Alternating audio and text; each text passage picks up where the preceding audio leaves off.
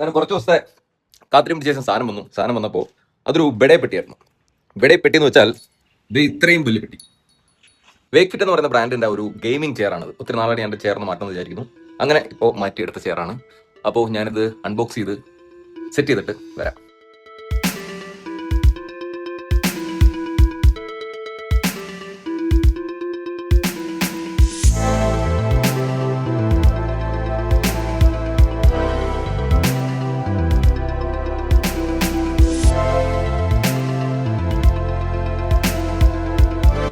Guys, അങ്ങനെ chair ready. ഇവിടെ ഇങ്ങനെ നോർമൽ നമ്മൾ ചെയറിന്റെ കുഷനിങ് പോലത്തെ കുഷനിങ്, ഈ സൈഡിലൊക്കെ ഒരു ഡിസൈനിന് വേണ്ടിയിട്ട് അവരൊരു റെക്സിൻ പോലത്തെ സംഭവം ഞാൻ തോന്നുന്നു.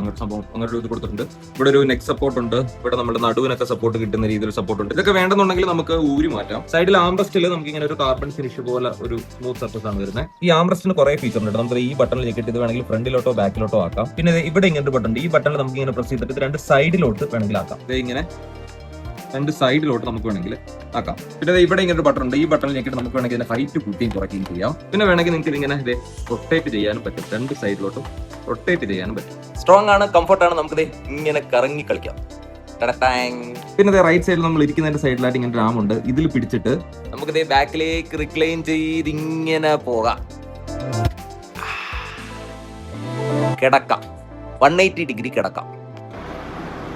കണ്ടോ, ഇങ്ങനെ 180 ഡിഗ്രിയിൽ കംപ്ലീറ്റ് നോക്കിട്ടിട്ട് നമുക്ക് വേണമെങ്കിൽ കിടക്കാനൊക്കെ പറ്റും. താഴ്ത്തു വന്നാൽ ഇങ്ങനെ രണ്ട് സൈഡിൽ രണ്ട് ലിവർ ഉണ്ട്. ഈ ലിവറിനകത്ത് ഒരു ലിവർ ഇങ്ങനെ പിടിക്കുമ്പോഴത്തേക്ക് നമുക്ക് ഇങ്ങനെ ഹൈറ്റ് കൂട്ടാനും കുറയ്ക്കാനും പറ്റും.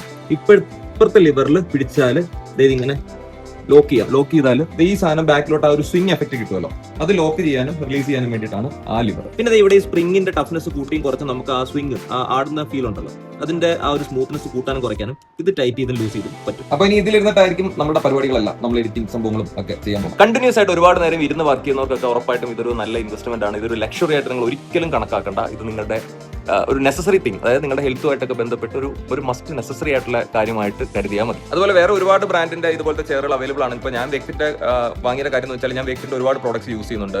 വാർഡ്രോബ് ആണെന്നുണ്ടെങ്കിൽ, ബുക്ക് സ്റ്റാൻഡ് ഒക്കെ ആണെന്നുണ്ടെങ്കിലും, മാട്രസ് ആണെങ്കിലും, ടേബിൾ ആണെങ്കിലും, അങ്ങനെ ഒരുപാട് ഐറ്റംസ് ഞാൻ വേക്ക്ഫിറ്റിന്റെ യൂസ് ചെയ്യുന്നുണ്ട്. അപ്പോൾ മേടിച്ചുകൊണ്ട് ഞാൻ നോക്കിയപ്പോഴത്തേക്ക് എനിക്ക് കുഴപ്പമില്ലാത്ത പ്രോഡക്റ്റ് ആയതുകൊണ്ട് ഞാൻ വേക്ക്ഫിറ്റിന്റെ ചെയർ വാങ്ങിയതേ ഉള്ളൂ. വേറെ ഒരുപാട് ബ്രാൻഡിന്റെ ഇതുപോലത്തെ ചെയർ അവൈലബിൾ ആണ്. നിങ്ങൾക്ക് ഇഷ്ടമുള്ളത് നോക്കിയെടുക്കാം. ഇതിന്റെ പ്രൈസിംഗ് വന്നിട്ട് 15 രൂപ മറ്റോ ഉണ്ടായിരുന്നു. എനിക്ക് ഡിസ്കൗണ്ടിൽ ഒരു 30,000 ഇത് കിട്ടി. പല ഓഫേഴ്സ് ബാങ്കിന് ഡിസ്കൗണ്ട് ഒക്കെ വെച്ചിട്ട് 30,000 കിട്ടി. 3 വർഷം വാറണ്ടി ഈ ചെയർ വേക്ക്ഫിറ്റ് കൊടുക്കുന്നുണ്ട്. സോ അത്രയുള്ള ഗൈസ് ഈ വീഡിയോയിൽ. നിങ്ങൾക്ക് എന്തെങ്കിലും ഡൗട്ട് ഉണ്ടെങ്കിൽ ചോദിച്ചോളൂ, ഞാൻ പറഞ്ഞുതരാം. ബൈ. വേക്ക്ഫിറ്റിന്റെ Maestro plus black gaming chair.